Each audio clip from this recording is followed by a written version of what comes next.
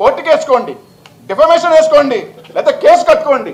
అంతేగాని కేసు కట్టుకోండి, డిఫమేషన్ వేసుకోండి, రాజ్యాంగబద్ధంగా ఏం చేయాలో చేసుకోండి.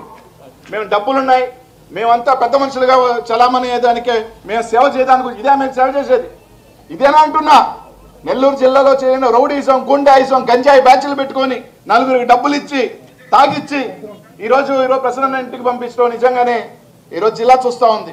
ఒకటి మాత్రం చెప్తా ఉన్నాం, ఖచ్చితంగా ఎంత పెద్దోళ్ళైనా, వేల కోట్ల అధిపతి అయినా వాళ్ళందరికీ ఒకటే చెప్తా ఉన్నాం, నువ్వు దూసినా కత్తే, మేము దూసినా కత్తే, గుర్తుపెట్టుకో.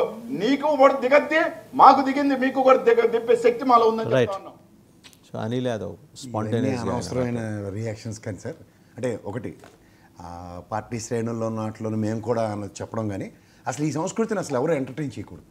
మీ దగ్గర అసలు ఆ జిల్లాలో లేదు అది. ఇంకోటి మీరు జాగ్రత్తగా, వాళ్ళందరూ చాలా పెద్ద స్థాయి కలిగిన రెడ్లు, ఈ రెండు వైపులా కూడా, నల్లబరెడ్డి ఫ్యామిలీ కానీ వేమిరెడ్డి ఫ్యామిలీ కానీ. రెండోది మీరు జాగ్రత్తగా డాట్స్ కనెక్ట్ చేయండి. 4-5 రోజులుగా ఇండోసోల్ గొడవ జరుగుతుంది, దాని నుంచి డైవర్ట్ చేయడం కోసం ఇదేమన్నా జరిగి ఉండే అవకాశం ఉందా? ఖచ్చితంగా సార్. ఈ సంవత్సరం 1 నెల పరిపాలనలో వీళ్ళకంతా ఈ తపేలా ఛానల్ ఇచ్చే డైవర్షన్ పాలిటిక్స్లో కూడా చంద్రబాబు నాయుడు గారి స్థాయిని ఎంత దిగజార్చాలో అంత దిగజార్చేస్తున్నారు. నేను మొహమాట లేకుండా చెప్తున్నా, ఏమైనా పర్వాలేదు. 4 రోజులు చంద్రబాబు నాయుడు గారి స్థాయిని ఎవడైతే తగ్గిస్తున్నాడో కట్టొచ్చాడు కనబడుతుంది.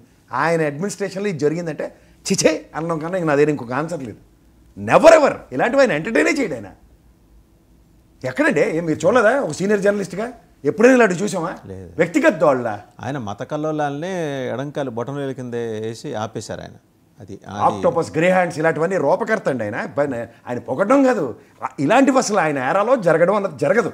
అలా జరుగుతుందంటే ఆయన ఎండ్ ఆఫ్ ద డే గౌరవ ముఖ్యమంత్రి ఎవరైనా అడుగుతారు ఈ రాష్ట్రానికి, ఇంకేం అడగరు.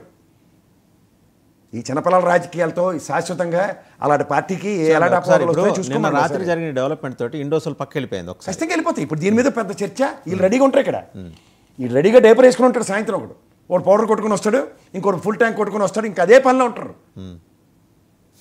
ఇది కూడా మళ్ళీ ఆవేశమే అలా అనడం. వీళ్ళకి ఇప్పుడు ఏంటంటే తల్లి చెల్లి, తర్వాత ఇంకోటి ఏంటి మాస్క్ అండ్ డాక్టర్ గారు చనిపోయింది, ఇవన్నీ చూసి ఇంక ఇప్పుడు 6వ కాన్సెప్ట్ వస్తుందన్నమాట ఆవేశానికి. ఫ్యామిలీలు అంటే ఎవరైనా ఊరుకుంటారు? ఎవరు ఊరుకోరు. నేనే చెప్తున్నాను, ఊరుకోరు. కానీ ఈ విధమైన దాడులు చంద్రబాబు నాయుడు గారు అనే ముఖ్యమంత్రి గారి స్థాయిలో ఇది జరిగాయా అని ఒకసారి అడగండి. ఏ ముఖ్యమంత్రి ఆయనలో అయినా ఇది రాష్ట్రమా? 78 సంవత్సరాలు ఈ స్వతంత్రంలో 1956లో పొట్టి శ్రీరాములు అనే మానవుడు అదే నెల్లూరు జిల్లా నుంచి ఇలా సావడానికి మీకు రాష్ట్రాలు ఏర్పాటు చేసి ఇచ్చారు. ఇదే నా ప్రైడ్. రైట్. ఇంకొక అంశంలోకి వెళ్తే, నిన్న ఆనం రామనారాయణ రెడ్డి గారు మాట్లాడారు.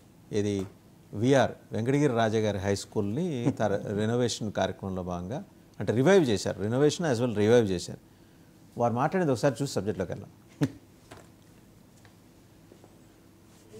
శాసనసభ్యులు, మున్సిపల్ కమిషనర్లు అధికారులతో మాట్లాడినప్పుడు కానీ ఈనాడు దీన్ని ఈ స్కూల్ని రివైవ్ చేసే క్రమంలో అనేక మంది కార్పొరేట్ సంస్థలు, కాంట్రాక్టర్లు, పెద్ద పెద్ద కాంట్రాక్టర్లు అందరూ కూడా వాళ్ళ సిఎస్ఆర్ ఫండ్స్ ఇచ్చి దీన్ని రివైవల్కి వాళ్ళు సహకరించారు. అలాగే బ్యాంక్స్ కూడా కొన్ని ఈ రివైవల్లో వాళ్ళు భాగస్వామ్యం అయ్యారు. కానీ దీనిలో కార్పొరేషన్ నిధి ఎక్కడుందో కార్పొరేషన్ కమిషనర్ గారు ఏమన్నా చెప్పగలిగితే నాకు అర్థమవుతుంది. కానీ ఆయన కూడా చెప్పే పరిస్థితుల్లో లేడు. కానీ ఇక్కడ Venkatagiri Rajas municipal corporation high school అని దీనికి నామకరణం చేశారు. మున్సిపల్ మంత్రి గారు ప్రయత్నం చేస్తే అది మున్సిపల్ కార్పొరేషన్ స్కూల్ ఎలా వద్దో నాకైతే అర్థం కాలేదు. కాబట్టి ఇటువంటి తప్పులు భవిష్యత్తులో జరగకూడదు. ఇది ఒక మంచి ఉద్దేశంతో, మంచి ఆలోచనతో నారాయణ గారు కూడా ఆయన ఎంతో శ్రమపడి ఎన్నికలకు ముందు వాగ్దానం చేశారు. వాగ్దానం చేసిన మాటని తను నిలబెట్టుకునే ఒక ప్రయత్నం చేశారు. దానిలో అధికారులు ఇటువంటి పొరపాట్లు చేస్తే దాన్ని ఎవరైనా మరొకరు కూడా దీన్ని ప్రస్తావన చేసేటువంటి అవకాశం ఉంది. ఇదొక మరి కార్పొరేషన్ పోయి కార్పొరేట్ అనేటువంటి పదం యాడ్ అయిందంటే ఇంకొక కార్పొరేట్ స్కూల్ అవుతుందేమో నెల్లూరులో. ఇప్పటికే కార్పొరేట్ విద్యా వ్యవస్థ ఈ నెల్లూరులో వేళ్ళూరికిపోయింది. ఇదంతా ఎందుకు చెప్తున్నామంటే లోకేష్ గారు తెలుసుకోవాలి. ఇక్కడ మామూలు మున్సిపల్ హై స్కూల్స్ ఉన్నాయి, జడ్పీ హై స్కూల్స్ ఉన్నాయి, వాటి బాగోగులు చూడాల్సిన వాళ్ళు మీరే.